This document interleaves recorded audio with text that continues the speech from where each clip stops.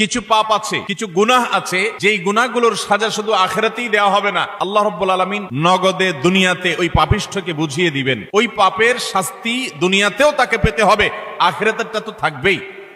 এরকম কিছু পাপ এবং অপরাধ কোরআন এবং হাদিসে বর্ণিত হয়েছে।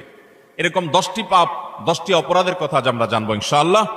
এর ভিতরে সর্বপ্রথম, যেই অপরাধ করার শাস্তি শুধু আখিরাতে দেওয়া হবে না, আখিরাতের শাস্তি তো দেওয়া হবেই, দুনিয়াতেই আল্লাহ তাআলা ওই অপরাধীকে এই অপরাধের শাস্তি দিবেন, দিয়ে ছাড়বেন। এর মধ্যে প্রথম যে অপরাধের কথা বলতে চাই তা হলো মা বাবার অবাধ্যতা, মা বাবার নাফরমানি, মা বাবার সাথে বেয়াদবি করা, তাদের অসম্মান অশ্রদ্ধা করা, তাদের অধিকার নষ্ট করা, খর্ব করা। এটা এমন একটা অপরাধ, এই অপরাধের শাস্তি আল্লাহ শুধু আখিরাতে দিবেন তা নয়, ওই নরাধমকে, মা বাবার অবাধ্য এবং নাফরমান সন্তানকে আল্লাহ তাআলা দুনিয়াতে তার এই পাপের প্রায়শ্চিত্ত ভোগ করানো ছাড়া মৃত্যু দিবেন না। এ বিষয়ে মুস্তাদরাক হাকিমের বর্ণিত একটি হাদিস আছে। নবী আলাইহিস সালাম বলেছেন, বাবানি মুআজ্জালানি উকুবাতুহুমা ফিদ দুনিয়া আল বাগয়ু ওয়া উকুকুল ওয়ালিদাইন। মা বাবার নাফরমানি এর শাস্তি দুনিয়াতে নগদ দেওয়া হবে, আখিরাতটা তো আছেই। সেটা কখনো কখনো হতে পারে তার অবাধ্য সন্তানকে দিয়ে তাকে আল্লাহ তাআলা শাস্তি দিবেন, সেটা যেমন হতে পারে।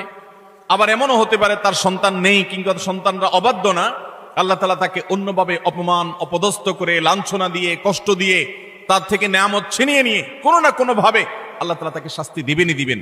তবে হ্যাঁ, যেই কোনো অপরাধের পর যদি কোনো মানুষ আল্লাহর কাছে তওবায়ে নাসুহা করে, খাঁটি অন্তরে তওবা করে, লজ্জিত হয়, মাপ চায়, ফিরে আসে, তার কথা ভিন্ন, আল্লাহ তাআলা তাকে মাফ করবেন। কারোর যদি বাবা মা দুনিয়াতে বেঁচে থাকেন আর বাবা মার প্রতি তার কখনো অশ্রদ্ধা হয়, অসম্মান হয়, বেয়াদবি হয়, তাহলে সেটার প্রায়শ্চিত্ত হলো বাবা মার কাছে মাপ চাওয়া, চোখের পানি ফেলে দিয়ে।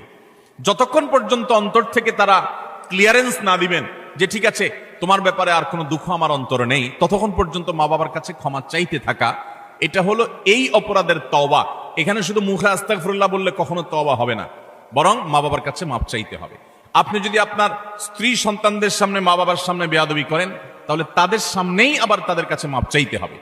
আপনি যদি কারোর সামনে বাবা মাকে অসম্মান করে থাকেন, তাদের কোনো নির্দেশ লঙ্ঘন করে থাকেন, তাচ্ছিল্য প্রদর্শন করে থাকেন, ওই মানুষগুলোর সামনেই আবার আপনাকে প্রায়শ্চিত্ত করতে হবে।